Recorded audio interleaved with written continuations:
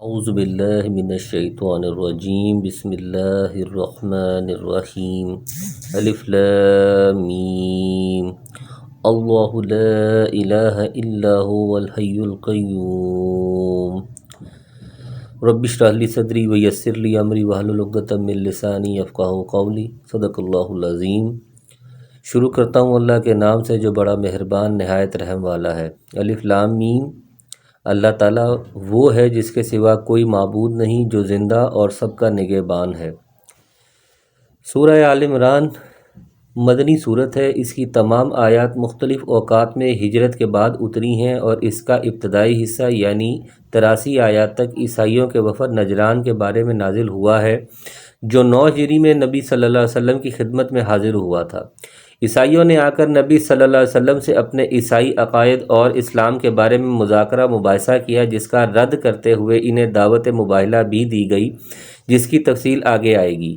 اسی پس منظر میں قرآن کریم کی ان آیات کا مطالعہ کیا جائے۔ الف لام میم، حی اور قیوم اللہ تعالیٰ کی خاص صفات ہیں۔ حی کا مطلب وہ ازل سے ہے اور ابد تک رہے گا، اسے موت اور فنا نہیں۔ قیوم کا مطلب ساری کائنات کا قائم رکھنے والا، محافظ اور نگران۔ ساری کائنات اس کی محتاج، وہ کسی کا محتاج نہیں۔ عیسائی حضرت عیسیٰ علیہ السلام کو اللہ یا ابن اللہ یا تین میں سے ایک مانتے تھے۔ گویا ان کو کہا جا رہا ہے کہ جب حضرت عیسیٰ علیہ السلام بھی اللہ کی مخلوق ہیں، وہ ماں کے پیٹ سے پیدا ہوئے اور ان کا زمانہ ولادت بھی تخلیق کائنات سے بہت عرصے بعد کا ہے، تو پھر وہ اللہ یا اللہ کا بیٹا کس طرح ہو سکتے ہیں؟ اگر تمہارا عقیدہ صحیح ہوتا تو انہیں مخلوق کے بجائے الوہی صفات کا حامل اور قدیم ہونا چاہیے تھا، نیز ان پر موت بھی نہیں آنی چاہیے۔ لیکن ایک وقت آئے گا کہ وہ موت سے بھی ہمکنار ہوں گے، اور عیسائیوں کے بقول ہمکنار ہو چکے۔ احادیث میں آتا ہے کہ 3 آیتوں میں اللہ کا اسم اعظم ہے، جس کے ذریعے سے دعا کی جائے تو وہ رد نہیں ہوتی۔ ایک یہی آل عمران کی آیت، دوسری آیت الکرسی میں اللہ لا الہ الا هو الحی القیوم، تیسری سورہ طٰہٰ میں وَأَنَتِ الْوُجُوهُ لِلْحَيِّ الْقَيُّومِ۔ ابن کثیر: نزل علیک الکتاب بالحق مصدقا لما بین یدیہ وانزل التوراۃ والانجیل، جس نے آپ پر حق کے ساتھ اس کتاب کو نازل فرمایا ہے جو آپ اپنے سے پہلے کی تصدیق کرنے والی ہے۔ اسی نے اس سے پہلے تورات اور انجیل کو اتارا تھا، یعنی اس کے منزل من اللہ ہونے میں کوئی شک نہیں۔ کتاب سے مراد قرآن مجید ہے۔ من قبل هدی للناس وانزل الفرقان ان الذین کفروا بآیات اللہ لهم عذاب شدید واللہ عزیز ذو انتقام۔ اس سے پہلے لوگوں کو ہدایت کرنے والی بنا کر، اور قرآن بھی اسی نے اتارا، جو لوگ اللہ تعالیٰ کی آیتوں سے کفر کرتے ہیں ان کے لیے سخت عذاب ہے، اور اللہ تعالیٰ غالب ہے، بدلہ لینے والا ہے۔ یعنی اس سے پہلے انبیاء پر جو کتابیں نازل ہوئیں، یہ کتاب اس کی تصدیق کرتی ہے، یعنی جو باتیں ان میں درج تھیں ان کی صداقت اور ان میں بیان کردہ پیش گوئیوں کا اعتراف کرتی ہے، جس کے صاف معنی یہ ہے کہ یہ قرآن کریم بھی اسی ذات کا نازل کردہ ہے جس نے پہلی بہت سی کتابیں نازل فرمائیں۔ اگر یہ کسی اور کی طرف سے یا انسانی کاوشوں کا نتیجہ ہوتا تو ان میں باہم مطابقت کے بجائے مخالفت ہوتی۔ یعنی اپنے اپنے وقت میں تورات اور انجیل بھی یقیناً لوگوں کی ہدایت کا ذریعہ تھیں، اس لیے کہ ان کے اتارنے کا مقصد ہی یہی تھا۔ تاہم اس کے بعد وہ انزل الفرقان دوبارہ کہہ کر وضاحت فرما دی کہ مگر اب تورات انجیل کا دور ختم ہو گیا، اب قرآن نازل ہو چکا ہے، وہ فرقان ہے، اور اب صرف وہی حق و باطل کی پہچان ہے۔ اس کو سچا مانے بغیر عند اللہ کوئی مسلمان اور مومن نہیں ہو سکتا۔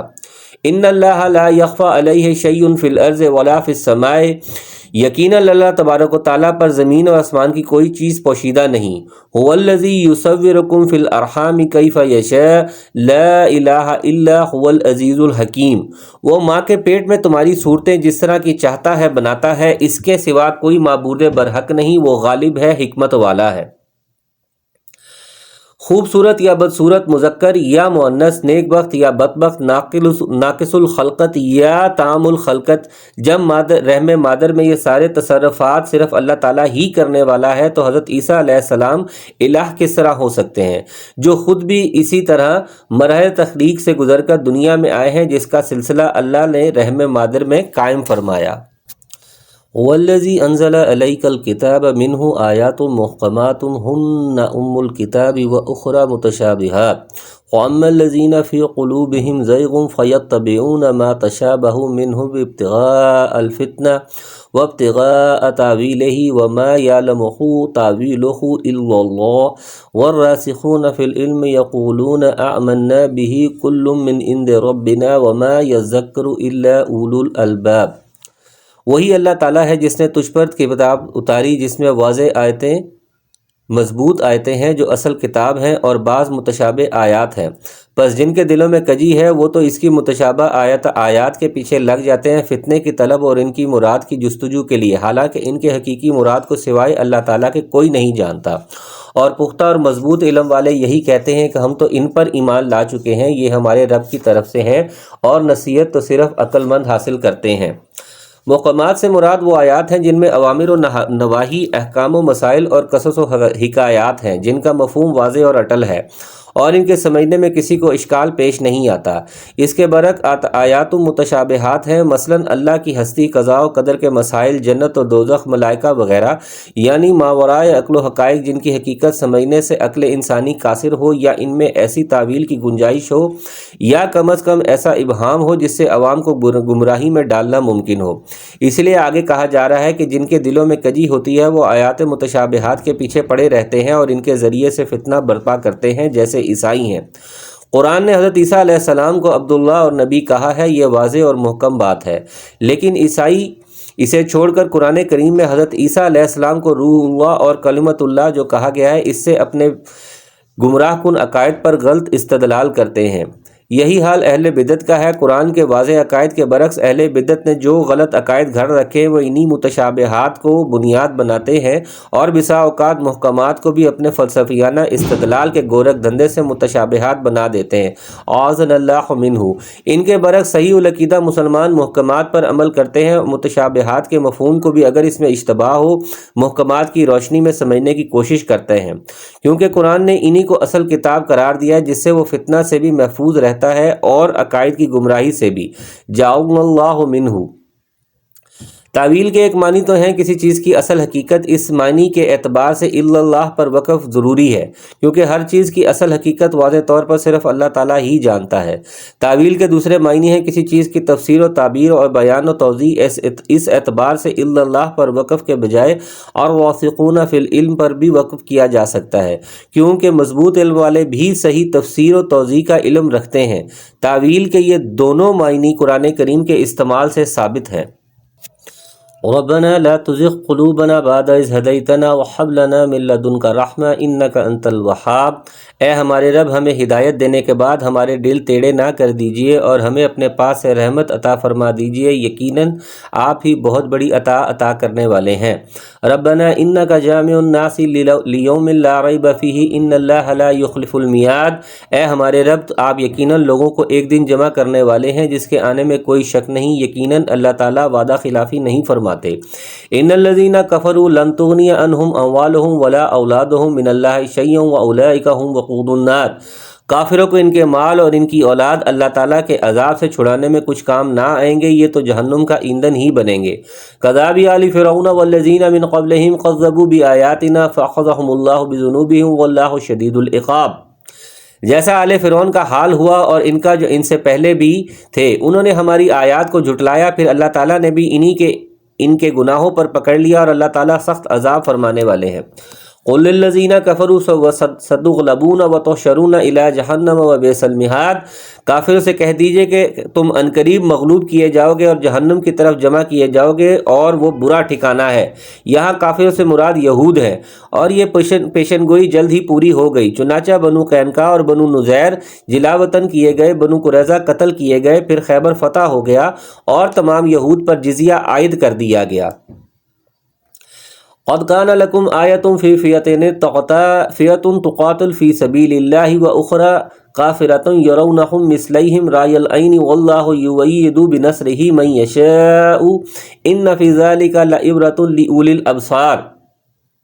یقیناً تمہارے لیے عبرت کی نشانی تھی ان دو جماعتوں میں جو گتھم گتھا کی گئیں۔ ایک جماعت تو اللہ کی راہ میں لڑ رہی تھی اور دوسرا گروہ کافروں کا تھا، وہ انہیں اپنی آنکھوں سے اپنے سے دگنا دیکھتے تھے، اور اللہ تبارک و تعالیٰ جسے چاہے اپنی مدد سے قوی کرتا ہے۔ یقیناً اس میں آنکھوں والوں کے لیے بڑی عبرت ہے۔ یعنی ہر فریق دوسرے فریق کو اپنے سے دگنا دیکھتا تھا۔ کافروں کی تعداد 1000 کے قریب تھی، انہیں مسلمان 2000 کے قریب دکھائی دیتے تھے۔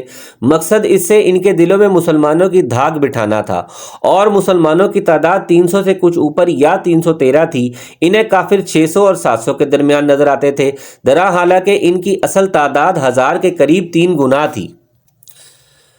مقصد اس سے مسلمانوں کے عزم و حوصلہ میں اضافہ کرنا تھا۔ اپنے سے 3 گنا دیکھ کر ممکن تھا مسلمان مرعوب ہو جاتے۔ جب وہ 3 گنا کے بجائے دگنا نظر آئے تو ان کا حوصلہ پست نہیں ہوا، لیکن یہ دگنا دیکھنے کی کیفیت ابتدا میں بھی تھی۔ پھر جب دونوں گروہ آمنے سامنے صفا راہ ہو گئے تو اللہ تعالیٰ نے اس کے برعکس دونوں کو ایک دوسرے کی نظروں میں کم کر کے دکھایا، تاکہ کوئی بھی فریق لڑائی سے گریز نہ کرے بلکہ ہر ایک پیش قدمی کی کوشش کرے۔ ابن کثیر۔ یہ تفسیر سورہ انفال آیت نمبر 44 میں بیان کی گئی ہے۔ یہ جنگ بدر کا واقعہ ہے جو ہجرت کے بعد دوسرے سال مسلمانوں اور کافروں کے درمیان پیش آیا۔ یہ کئی لحاظ سے نہایت اہم جنگ تھی۔ ایک تو اس لیے کہ یہ پہلی جنگ تھی، دوسرے یہ جنگی منصوبہ بندی کے بغیر ہوئی۔ مسلمان ابو سفیان کے قافلے کے لیے نکلے تھے جو شام سے سامان تجارت لے کر مکہ جا رہا تھا، مگر اطلاع مل جانے کی وجہ سے وہ اپنا قافلہ تو بچا کر لے گیا، لیکن کفار مکہ اپنی طاقت و کثرت کے گھمنڈ میں مسلمانوں پر چڑھ دوڑے، اور مقام بدر میں یہ پہلا مارکہ برپا ہوا۔ تیسرے اس میں مسلمانوں کو اللہ تعالیٰ کی خصوصی مدد حاصل ہوئی۔ چوتھے اس میں کافروں کو عبرتناک شکست ہوئی، جس سے آئندہ کے لیے کافروں کے حوصلے پست ہو گئے۔ زُيِّنَ لِلنَّاسِ حُبُّ الشَّهَوَاتِ مِنَ النِّسَاءِ وَالْبَنِينَ وَالْقَنَاطِيرِ الْمُقَنطَرَةِ مِنَ الذَّهَبِ وَالْفِضَّةِ وَالْخَيْلِ الْمُسَوَّمَةِ وَالْأَنْعَامِ وَالْحَرْثِ ذَلِكَ مَتَاعُ الْحَيَاةِ الدُّنْيَا وَاللَّهُ عِندَهُ حُسْنُ الْمَآبِ۔ مرغوب چیزوں کی محبت لوگوں کے لیے مزین کر دی گئی ہے، جیسے عورتیں اور بیٹے اور سونے اور چاندی کے جمع کیے ہوئے خزانے اور نشان زدہ گھوڑے اور چوپائے اور کھیتی۔ یہ دنیا کی زندگی کا سامان ہے اور لوٹنے کا اچھا ٹھکانہ تو اللہ تعالیٰ ہی کے پاس ہے۔ شہوات سے مراد یہاں متشابہات ہیں، یعنی وہ چیزیں طبعی طور پر انسان کو مرغوب اور پسندیدہ ہوتی ہیں، اس لیے ان میں رغبت اور ان کی محبت ناپسندیدہ نہیں ہے، بشرطے کہ اعتدال کے اندر اور شریعت کے دائرے میں رہے۔ ان کی تزئین بھی اللہ تعالیٰ کی طرف سے بطور آزمائش ہے۔ اِنَّا جَعَلْنَا مَا عَلَى الْأَرْضِ زِينَةً لَهَا لِنَبْلُوَهُمْ سورۃ الکہف۔ ہم نے زمین پر جو کچھ ہے اسے زمین کی زینت بنایا ہے تاکہ ہم لوگوں کو آزمائیں۔ سب سے پہلے عورت کا ذکر کیا ہے کیونکہ یہ ہر بالغ انسان کی سب سے بڑی ضرورت بھی ہے اور سب سے زیادہ مرغوب بھی۔ خود نبی صلی اللہ علیہ وسلم کا فرمان مبارک ہے، حُبِّبَ إِلَى النِّسَاءِ وَالطَّيِّبِ، عورتوں اور خوشبوئیں مجھے محبوب ہیں۔ اسی طرح نبی صلی اللہ علیہ وسلم نے نیک عورت کو دنیا کی سب سے بہتر متاع قرار دیا ہے۔ خیر متاع الدنیا المرأة والصالحہ، اس لیے اس کی محبت شریعت کے دائرے سے متجاوز نہ کرے تو یہ بہترین رفیق زندگی بھی ہے اور زاد آخرت بھی، ورنہ یہی عورت مرد کے لیے سب سے بڑا فتنہ ہے۔ فرمان رسول ہے صلی اللہ علیہ وسلم، ما ترکت بعدی فتنۃ اغراء علی الرجال من النساء۔ صحیح بخاری کتاب النکاح۔ میرے بعد جو فتنے رونما ہوں گے ان میں مردوں کے لیے سب سے بڑا فتنہ عورتوں کا ہے۔ اسی طرح بیٹوں کی محبت ہے، اگر اس سے مقصد مسلمانوں کی قوت میں اضافہ اور بقا و تکثیر نسل ہے تو محمود ہے، ورنہ مذموم۔ نبی صلی اللہ علیہ وسلم کا فرمان ہے، تزوجوا الودود والودود فانی مقاصر بکم الامم یوم القیامہ۔ بہت محبت کرنے والی اور زیادہ بچے جننے والی عورت سے شادی کرو، اس لیے کہ میں قیامت والے دن دوسری امتوں کے مقابلے میں اپنی امت کی کثرت پر فخر کروں گا۔ اس آیت سے رہبانیت کی تردید اور تحریک خاندانی منصوبہ بندی کی تردید بھی ثابت ہوتی ہے، کیونکہ بنین جمع ہے۔ مال و دولت سے بھی مقصود قیام میں معیشت، صلہ رحمی، صدقہ و خیرات اور اسے امور خیر میں خرچ کرنا اور سوال سے بچنا ہے تاکہ اللہ کی رضا حاصل ہو، تو اس کی محبت بھی عین مطلوب ہے، ورنہ مذموم۔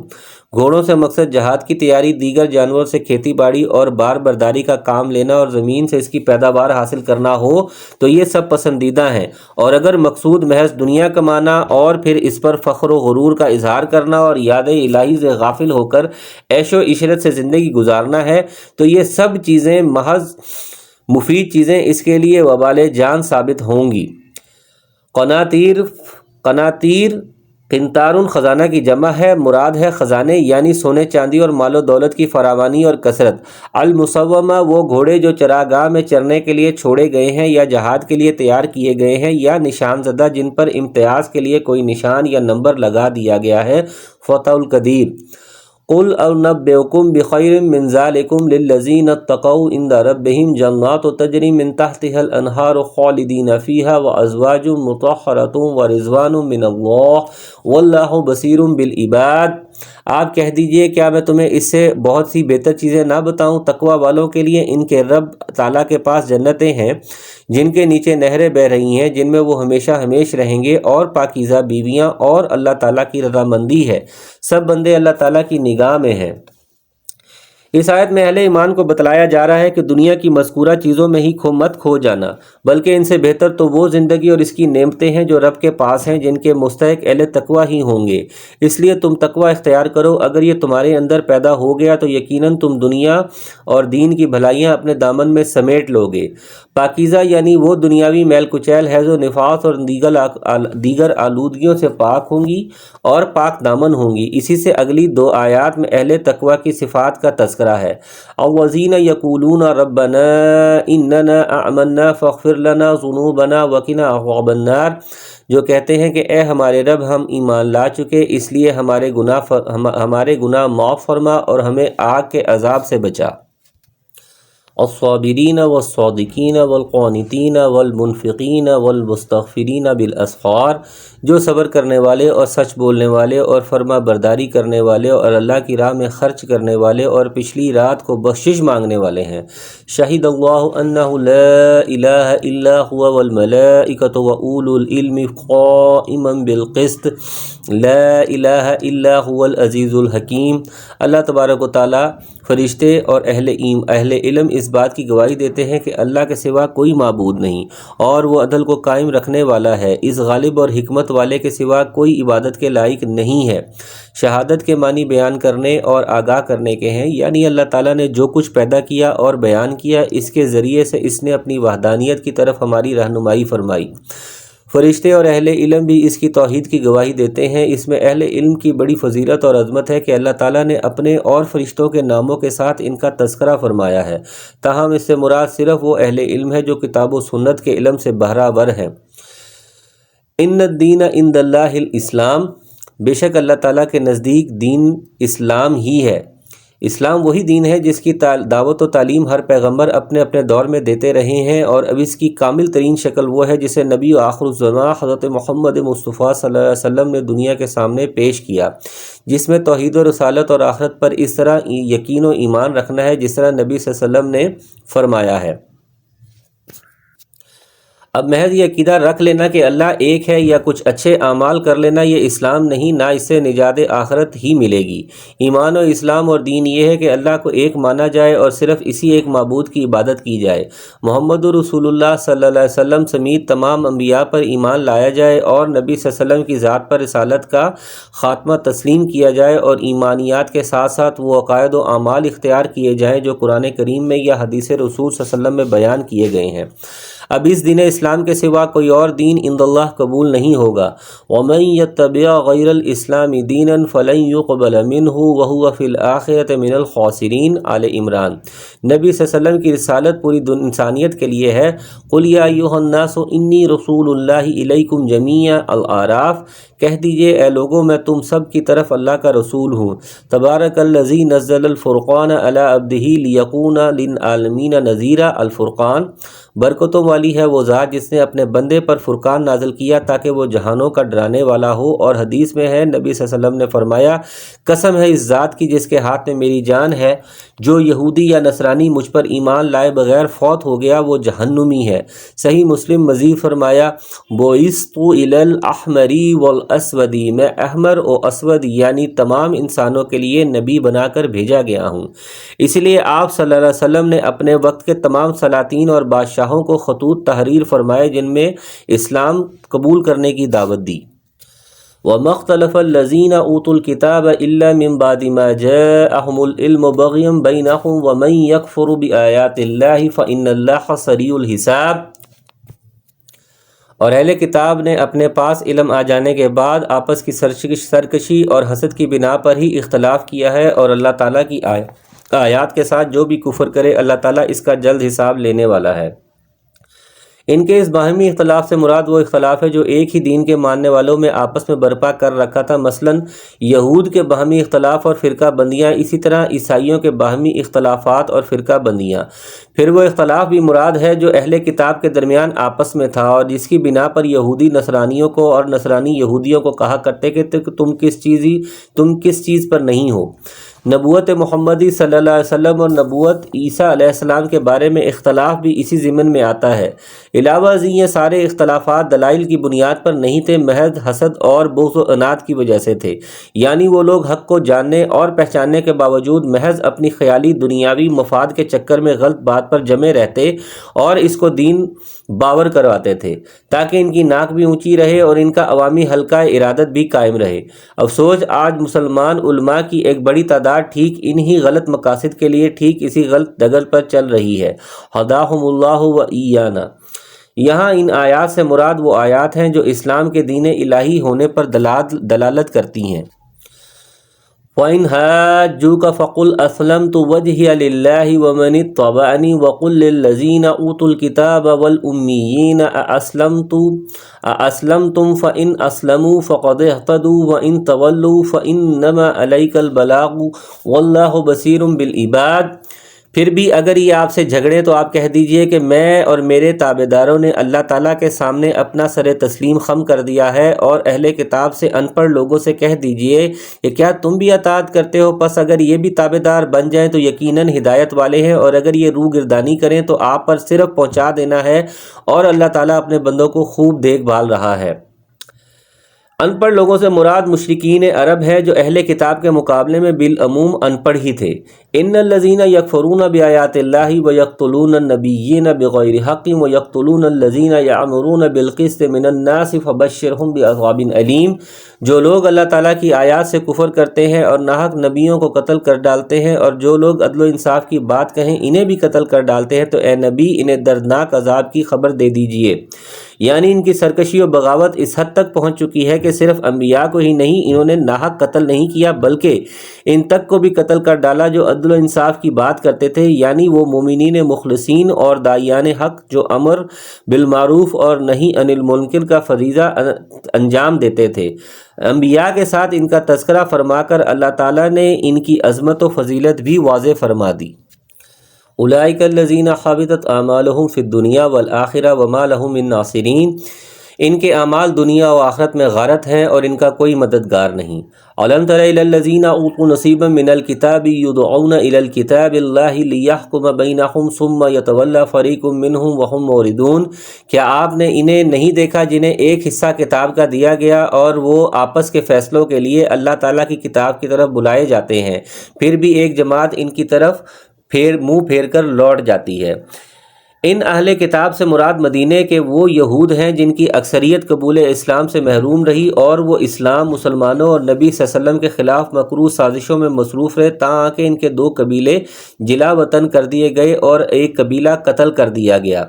ذالک بانہم قالوا لم تمسنا النار الا ایاما معدودات وغرہم فی دینہم ما کانوا یفترون۔ اس کی وجہ ان کا یہ کہنا ہے کہ ہمیں تو گنے چنے چند دنوں کے لیے ہی آگ جلائے گی، ان کے گھڑی گھڑائی باتوں نے انہیں ان کے دین کے بارے میں دھوکے میں ڈال رکھا ہے۔ یعنی کتاب اللہ کے ماننے سے گریز و اغراض کی وجہ ان کا یہ زعم باطل ہے کہ اول تو وہ جہنم میں جائیں گے ہی نہیں، اور اگر گئے بھی تو صرف چند دن ہی کے لیے جائیں گے، اور انہی من گھڑت باتوں نے انہیں دھوکے اور فریب میں ڈال رکھا ہے۔ فَكَيْفَ إِذَا جَمَعْنَاهُمْ لِيَوْمٍ لَا رَيْبَ فِيهِ وَوُفِّيَتْ كُلُّ نَفْسٍ مَا كَسَبَتْ وَهُمْ لَا يُظْلَمُونَ۔ پس کیا حال ہوگا جب ہم انہیں اس دن جمع کریں گے جس کے آنے میں کوئی شک نہیں، اور ہر شخص اپنا اپنا کیا پورا دیا جائے گا اور ان پر کوئی ظلم نہیں کیا جائے گا۔ قیامت والے دن ان کے یہ دعوے اور غلط عقائد کچھ کام نہ آئیں گے، اور اللہ تعالیٰ بے لاگ انصاف کے ذریعے سے ہر نفس کو اس کے کیے کا پورا بدلہ عطا فرمائے گا، کسی پر ظلم نہیں ہوگا۔ قل اللہم مالک الملک تؤتی الملک من تشاء وتنزع الملک ممن تشاء وتعز من تشاء وتذل من تشاء بیدک الخیر انک علی کل شیء قدیر۔ آپ فرما دیجئے کہ اے اللہ، اے تمام جہان کے مالک، تو جسے چاہے بادشاہی دے اور جس سے چاہے سلطنت چھین لے، اور تو جسے چاہے عزت دے اور جسے چاہے ذلت دے، تیرے ہی ہاتھ میں سب بھلائیاں ہیں، بے شک تو ہر چیز پر قادر ہے۔ اس آیت میں اللہ تبارک و تعالیٰ کی بے پناہ قوت و طاقت کا اظہار ہے۔ شاہ کو گدا بنا دے، گدھا کو شاہ بنا دے، تمام اختیارات کا مالک وہی ہے۔ الخیر بیدک کے بجائے بیدک الخیر خبر کی تقدیم کے ساتھ سے مقصود تخصیص ہے، یعنی تمام بھلائیاں صرف تیرے ہی ہاتھ میں ہیں، تیرے سوا کوئی بھلائی دینے والا نہیں۔ شر کا خالق بھی اگرچہ اللہ تبارک و تعالیٰ ہی ہے، لیکن ذکر صرف خیر کا کیا گیا ہے، شر کا نہیں، اس لیے کہ خیر اللہ کا فضل محض ہے، بخلاف شر کے کہ یہ انسان کے اپنے عمل کا بدلہ ہے جو اسے پہنچتا ہے، یا اس لیے کہ شر بھی اس کے قضاء و قدر کا حصہ ہے جو خیر کو متضمن ہے۔ اس اعتبار سے اس کے تمام افعال خیر ہیں۔ فَافَہُ كُلَّ خَيْرٍ تولج اللیل فی النہار وتولج النہار فی اللیل وتخرج الحی من المیت وتخرج المیت من الحی وترزق من تشاء بغیر حساب۔ تو ہی رات کو دن میں داخل کرتا ہے، دن کو رات میں لے جاتا ہے، تو ہی بے جان سے جاندار پیدا فرماتا ہے اور تو ہی جاندار سے بے جان پیدا کرتا ہے، تو ہی ہے کہ جسے چاہتا ہے بے شمار روزی عطا فرما دیتا ہے۔ رات کو دن میں اور دن کو رات میں داخل کرنے کا مطلب موسمی تغیرات ہے۔ رات لمبی ہوتی ہے تو دن چھوٹا ہو جاتا ہے، اور دوسرے موسم میں اس کے برعکس دن لمبا اور رات چھوٹی ہو جاتی ہے، یعنی کبھی رات کا حصہ دن میں اور کبھی دن کا حصہ رات میں داخل کر دیتا ہے، جس سے رات اور دن چھوٹے یا بڑے ہو جاتے ہیں۔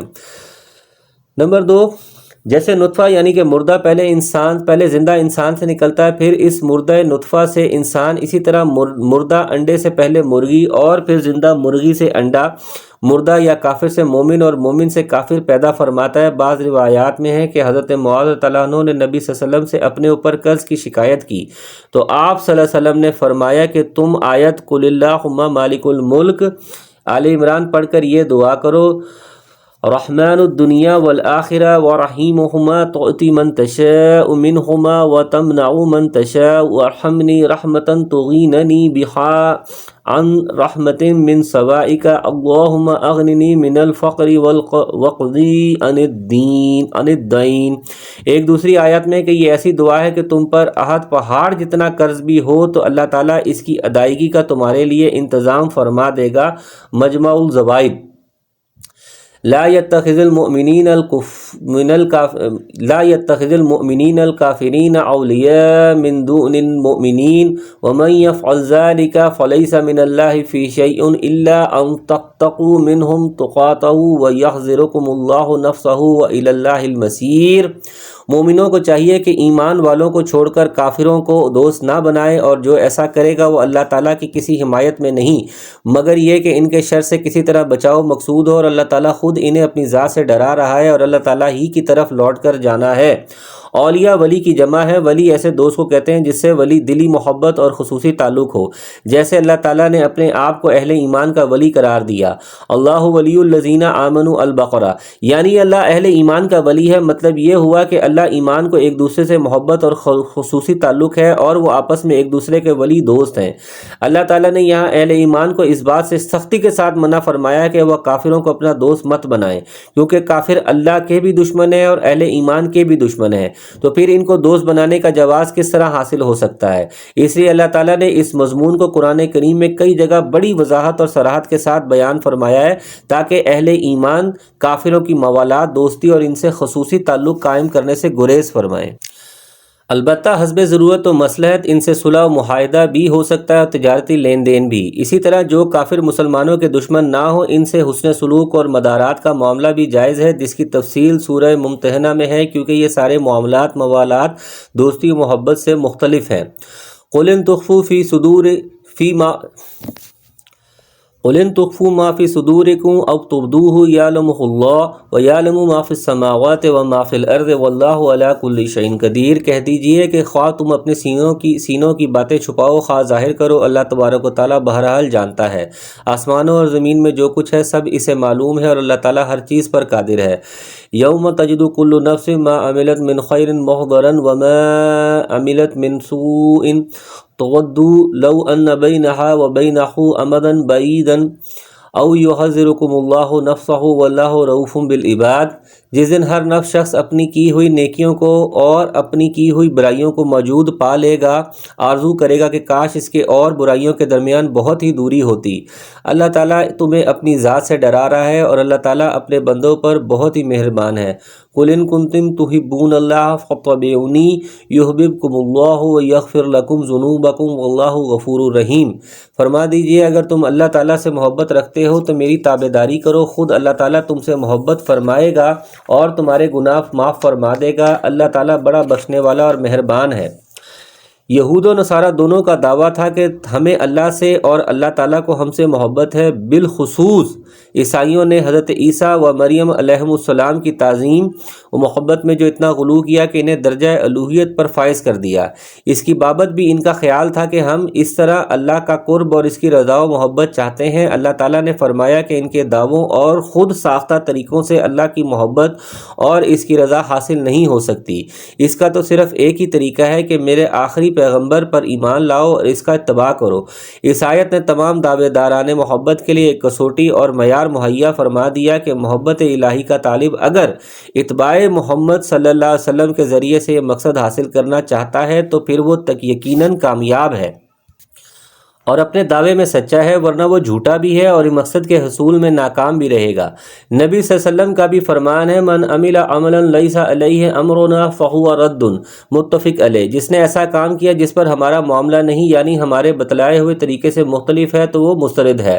قل اطیعوا اللہ والرسول فان تولوا فان اللہ لا يحب الکافرین۔ کہہ دیجئے کہ اللہ تعالیٰ اور اس کے رسول کی اطاعت کرو، اگر یہ آپ کی بات سے منہ پھیر لیں تو بے شک اللہ تعالیٰ کافروں سے محبت نہیں کرتا۔ یعنی اتباع رسول صلی اللہ علیہ وسلم کی وجہ سے تمہارے گناہ ہی معاف نہیں ہوں گے بلکہ تم محب سے محبوب بن جاؤ گے، اور یہ کتنا اونچا مقام ہے کہ بارگاہ الہی میں ایک انسان کو محبوبیت کا مقام مل جائے۔ اس آیت میں اللہ تعالیٰ کی اطاعت کے ساتھ ساتھ اطاعت رسول صلی اللہ علیہ وسلم کی بھی بھرپور تاکید کر کے واضح کر دیا گیا کہ اب اگر نجات حاصل کرنی ہے تو صرف اطاعت محمدی میں ہے اور اس سے انحراف کفر ہے، اور ایسے کافروں کو اللہ تعالیٰ پسند نہیں فرماتا چاہے وہ اللہ کی محبت اور قرب کے کتنے ہی دعوے دار ہوں۔ اس آیت میں حجیت حدیث کے منکرین اور اتباع رسول صلی اللہ علیہ وسلم سے گریز کرنے والوں دونوں کے لیے سخت وعید ہے، کیونکہ دونوں ہی اپنے اپنے انداز سے ایسا رویہ اختیار کرتے ہیں جسے یہاں کفر سے تعویض کیا گیا ہے۔ اعاذنا اللہ منہ۔ ان اللہ اصطفى آدم و نوحا و آل ابراہیم و آل عمران علی العالمین۔ بے شک اللہ تعالیٰ نے تمام مسلمانوں کے لیے، تمام جہانوں کے لیے آدم علیہ السلام کو اور نوح علیہ السلام کو، ابراہیم علیہ السلام کے خاندان اور عمران کے خاندان کو منتخب فرما لیا۔ انبیاء علیہ السلام کے خاندانوں میں دو عمران ہوئے ہیں، ایک حضرت موسیٰ و ہارون علیہ السلام کے والد اور دوسرے حضرت مریم علیہ السلام کے والد۔ اس آیت میں اکثر مفسرین کے نزدیک یہی دوسرے عمران مراد ہیں، اور اس خاندان کو بلند درجہ حضرت مریم علیہ السلام اور ان کے بیٹے حضرت عیسیٰ علیہ السلام کی وجہ سے حاصل ہوا، اور حضرت مریم علیہ السلام کی والدہ کا نام مفسرین نے حنۃ بنت فاقوز لکھا ہے۔ تفسیر قرطبی۔ اس آیت میں اللہ تبارک و تعالیٰ نے آل عمران کے علاوہ مزید 3 خاندانوں کا تذکرہ فرمایا ہے جن کو اللہ تعالیٰ نے اپنے وقت میں جہانوں پر فضیلت عطا فرمائی۔ ان میں پہلے حضرت آدم علیہ السلام ہیں جنہیں اللہ نے اپنے ہاتھ سے بنایا اور ان میں اپنی روح پھونک دی، انہیں مسجود ملائک بنایا، اسماء کا علم انہیں عطا کیا اور انہیں جنت میں رہائش پذیر کیا، جس سے پھر انہیں زمین میں بھیج دیا گیا۔ دوسرے حضرت نوح علیہ السلام ہیں، انہیں اس وقت رسول بنا کر بھیجا گیا جب لوگوں نے اللہ کو چھوڑ کر بتوں کو معبود بنا لیا۔ انہیں عمر طویل عطا کی گئی، انہوں نے اپنی قوم کو 950 سال تبلیغ کی، لیکن چند افراد کے سوا کوئی آپ پر ایمان نہیں لایا۔ بالآخر آپ کی بددعا سے اہل ایمان کے سوا دوسرے تمام لوگوں کو غرق کر دیا گیا۔ آل ابراہیم کو یہ فضیلت عطا کی کہ ان میں انبیاء و سلاطین کا سلسلہ قائم کیا اور بیشتر پیغمبر آپ ہی کی نسل سے ہوئے، حتیٰ کہ علی الاطلاق کائنات میں سب سے افضل حضرت محمد رسول اللہ صلی اللہ علیہ وسلم بھی حضرت ابراہیم علیہ السلام کے بیٹے اسماعیل علیہ السلام کی نسل سے ہوئے۔